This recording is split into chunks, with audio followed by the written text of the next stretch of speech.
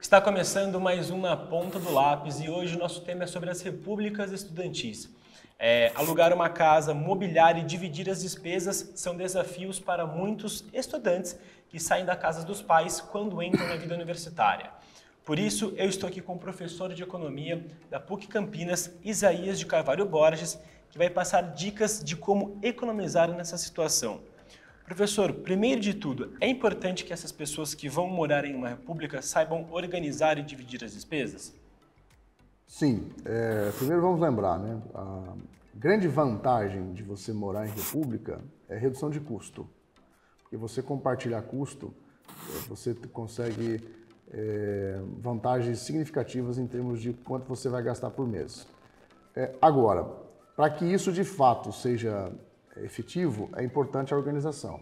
Então, morar sozinho, normalmente você vai morar numa kitnet ou num apartamento, fica bem mais fácil para você, por exemplo, lidar com as contas. Muitas vezes as kitnets já têm, no valor do aluguel, já está vários itens inclusos, por exemplo, internet, energia, água, etc. Quando você vai morar em república, normalmente você aluga uma casa e o resto é responsabilidade dos moradores, certo? IPTU, energia, água, instalar uma internet, instalar uma TV a cabo, cuidar muitas vezes do quintal, e cuidar da segurança e assim por diante. Então eu diria que morar em república é uma grande oportunidade de aprender a chamada economia do lar, ou economia doméstica, certo? Você vai ter uma grande experiência de aprendizado de como você vai organizar conta, como você vai organizar orçamento, uma grande oportunidade de você aprender a dividir o espaço com as pessoas. Infelizmente, nos últimos anos, nós observamos um movimento de redução das repúblicas e elas foram sendo substituídas pelas moradias individuais. Elas têm seus atrativos, né, como eu disse, mas normalmente essas moradias também ficam mais próximas das universidades, então isso é um atrativo importante. Mas além disso... Pesa mais no bolso. Então, você vai pagar caro por isso, né?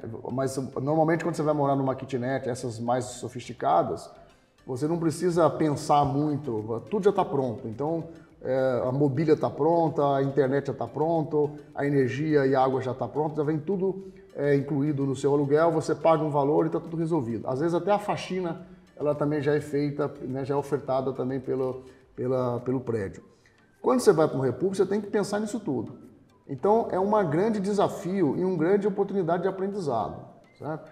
Mas aquilo relacionado à sua pergunta, o importante numa república é a organização. Porque se você não tiver organização, facilmente você se perde, você pode entrar em situações difíceis, né, de conflito, e não é muito incomum, às vezes, essas situações envolvendo questões financeiras ser motivos, por exemplo, para a república deixar de existir.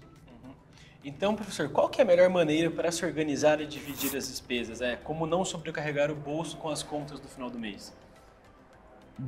O mais adequado é que os moradores escolham uma pessoa que vai ser a pessoa que vai ser responsável por essas contas.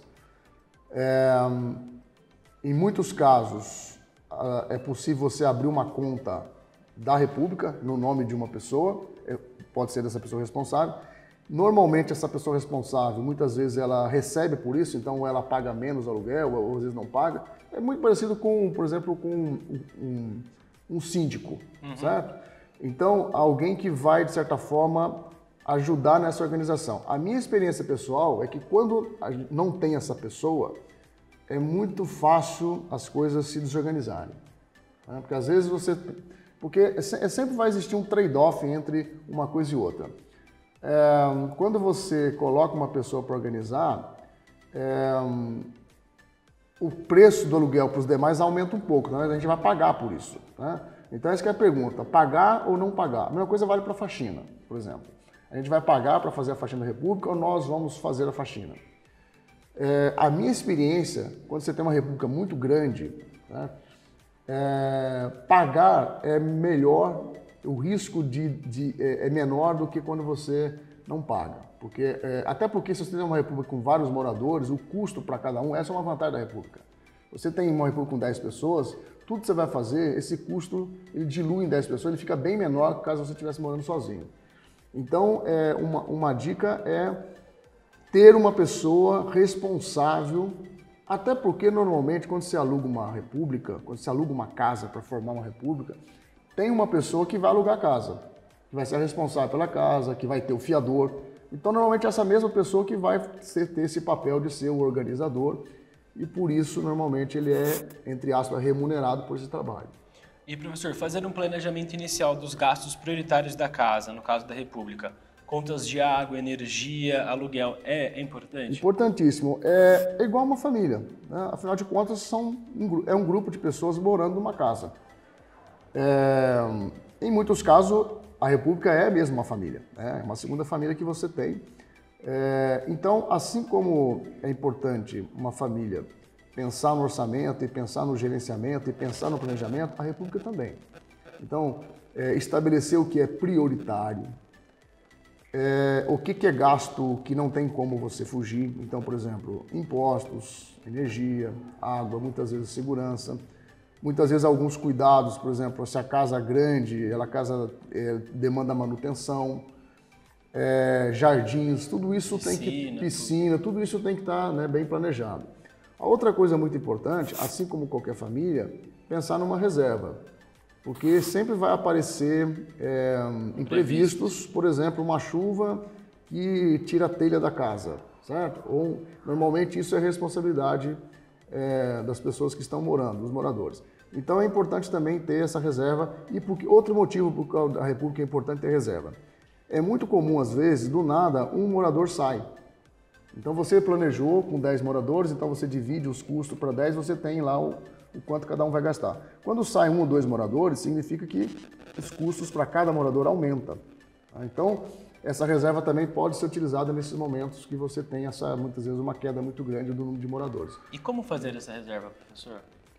Isso tem que estar bem combinado, né? Bem acertado com os moradores, de forma que cada morador estabelece o valor, você deposita um valor, não precisa ser, porque como são várias pessoas, mas o importante é que a coisa mais importante de uma república é que tudo seja muito bem combinado e às vezes até mesmo escrito num contrato, para que as coisas depois não se compliquem na hora de você, por exemplo, quando sai morador, quando entra, né, tudo tem que estar muito acertado para que essa gestão não criar conflitos, exatamente. E, professor, a questão da alimentação, economizar na alimentação é legal? Por exemplo, todos os moradores da casa ajudarem com a compra do mês, se organizarem para isso? A minha experiência em relação à alimentação é que quando você monta uma república, tem aqueles gastos que eles são comuns e aí eles devem ser compartilhados. Por exemplo, a água, a energia, a internet, etc. No caso de alimentação, raramente funciona compartilhado. Por quê? Você tem estudante que come no bandejão e raramente vai comer na casa. Você tem estudante que muitas vezes ele come fora, no restaurante. Então, como normalmente é muito comum uma parte do estudante ficar o dia todo fora da casa, o cara vem para dormir às vezes. Então fica muito difícil você fazer o almoço e a janta compartilhado, todos pagando, certo? Então a minha experiência é que em relação à alimentação, cada um cuida da sua. A maioria, muitas vezes, não come na república, come fora, ou na própria universidade, ou no restaurante. E raramente, às vezes, final de semana, as pessoas se juntam, mas aí é uma coisa esporádica, né? Faz um rateio, etc. Mas assim, contas do mês que entra no orçamento da república, normalmente não entra alimentação. Ou não ser o básico, às vezes, o café, um açúcar, um sal, tal, mas de maneira geral, a alimentação, quando ela fica a critério de cada morador. Aluguel e condomínio, professor. Dividir o aluguel do condomínio é interessante. Sim, né? Aí sim. Porque o aluguel e o condomínio, você parte do pressuposto que todos estão usando igual. O problema da alimentação, o conflito é porque você tem um orçamento, por exemplo, todo paga igual o arroz, mas você tem um morador que nunca vai comer na república, come fora. Então, em algum momento, ele vai se sentir injustiçado. Então, essa aqui é uma questão complicada, né? Quando você pensa em dividir gasto, né? Agora, o condomínio, o aluguel, a água, energia e muitas vezes a internet e TV a cabo, você parte do pressuposto que todos, de maneira geral, estão usando igual. Então não há possibilidade de conflito em relação a isso. É importante definir as datas para pagamento e é importante também cumpri-las? Extremamente. Quando eu disse, né, um aprendizado, muitas vezes o garoto sai de casa, uma garota sai de casa com 17, 18 anos, nunca pagou uma conta na vida. Não tem consciência da importância de prazo, né? A vida adulta, dentre outras coisas, é cumprir prazos. No trabalho, na universidade e na hora de pagar boletos. Então, isso é importantíssimo, né? Definir prazos, definir datas. Normalmente, o pagamento, as pessoas definem o pagamento dos moradores um pouco antes do momento do pagamento das contas importantes, porque caso ocorra algum atraso, você tem, né, um intervalo. E lembrar que todo atraso de conta traz custo.